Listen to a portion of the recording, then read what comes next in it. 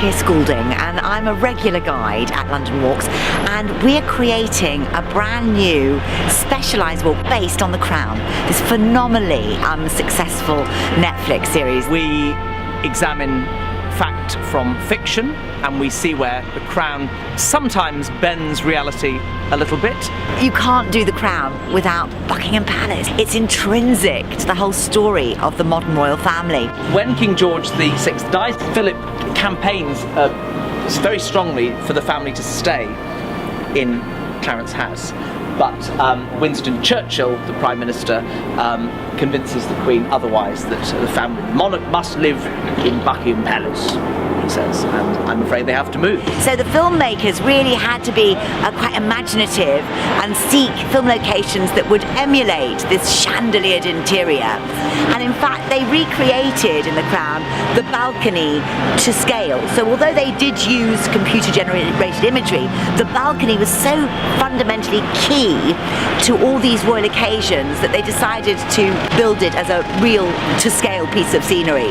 Red brick building is Marlborough House, and Marlborough House is very significant in The Crown because it is where Queen Mary, the Queen's grandmother and the widow of King George V, is living until she dies 3 months before the coronation in 1953. We're standing outside Lancaster House, which is today a sort of government building, but it's an absolutely sort of spit for the inside of Buckingham Palace.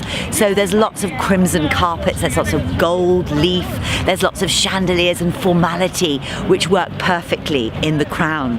And you really would be hard pressed not to know you weren't in the palace itself, even though it's not the only film location used for the interiors. We're standing actually in a little corner of St James's, the royal neighbourhood, and over the road is Clarence House. But in The Crown, they weren't allowed to film Clarence House, so they used Bridgewater House, which is a rather nice neoclassical Victorian building, which has a definite flavour of the original Nash building. Again, rather like the palace, you can't do a walk based on The Crown without visiting the famous Royal Church, Westminster Abbey. It's where nearly every coronation has taken place. And I think what happens is it becomes part of the magic of monarchy, doesn't it?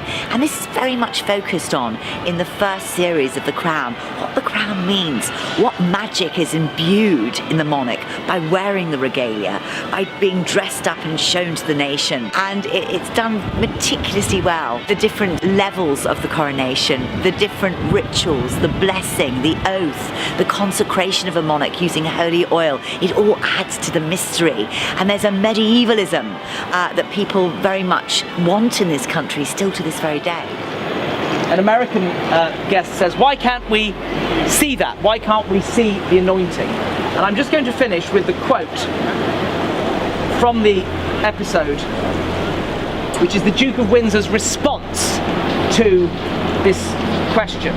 Who wants transparency when you can have magic? The Duke says. Who wants prose when you can have poetry? Pull away the veil and what are you left with? An ordinary young woman of modest ability and little imagination.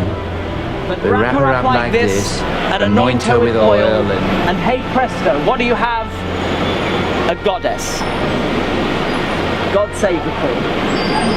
Thank you all very much indeed. Very much enjoy London walks. We frequently take them.